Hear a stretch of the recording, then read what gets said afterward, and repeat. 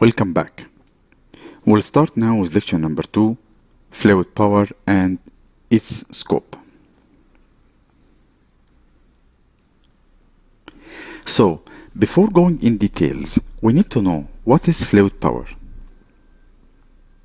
Fluid power is the technology that deals with the generation, control, and the transmission of forces and movement of elements or systems with the use of pressurized fluid in a confined space.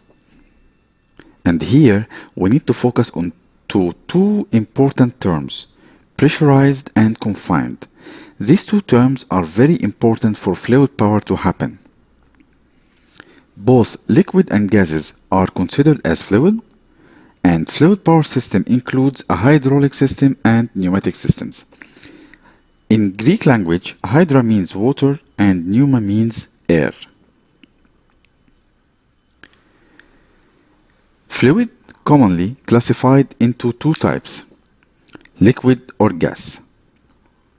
And liquid, such as water or oil, will be used in hydraulic systems, while air or other gases will be mainly used in pneumatic system as main fluid.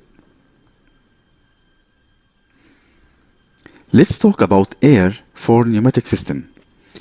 Air is mainly used in pneumatic system as a prime fluid. In some cases, gases also can be used. However, we need to keep in mind that gases are compressible and hence can be stored in pneumatic systems. You can see lots of reservoirs as a part in lots of pneumatic systems, where its prime function is to store air or gases and supply when demand. On the other hand, water hydraulics considered as the origin of hydraulic power system. However, water has certain drawbacks in transmissions of hydraulic power in machine operations and control due to the following reasons. It freezes at cold temperature and boils at 100 degrees Celsius.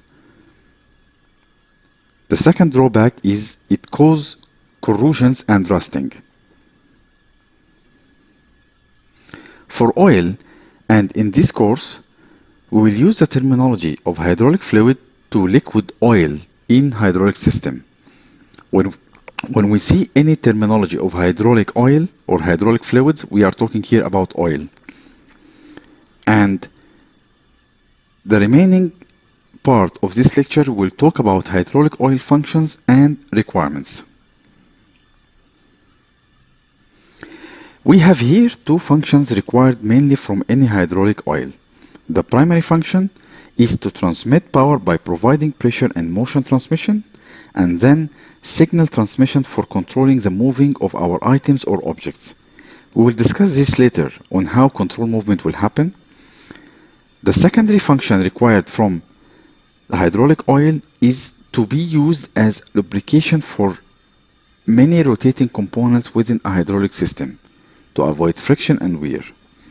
Then, to help in transporting the heat away from the location of heat generation, which usually happen in reservoir for oil storage. And last, to protect the surface from chemical attack, which is corrosion. So we covered here primary function and secondary function of hydraulic fluid. Now let's talk about hydraulic oil requirements. And here we have four main requirements from any hydraulic oil. Number one is function requirements.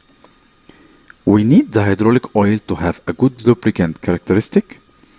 Second, we need hydraulic oil viscosity not to be impacted or to depend on temperature and pressure created from equipment in a hydraulic system. Then, to have a good heat conductivity with low heat expansion coefficient and large elasticity modulus. From economic point of view, hydraulic oil requirements are low price and to have long life cycle. The third requirement here of hydraulic oil is safety requirements, which are high flash point or in certain cases not flammable at all, to be chemically neutral, not aggressive at all materials it touch or contacts, to have low air dissolving capability, not inclined to foam formations. And last requirement is to be environmentally no harm and no toxic effect if leak happened from any hydraulic system. We completed lecture number 2. Thank you and see you next lecture.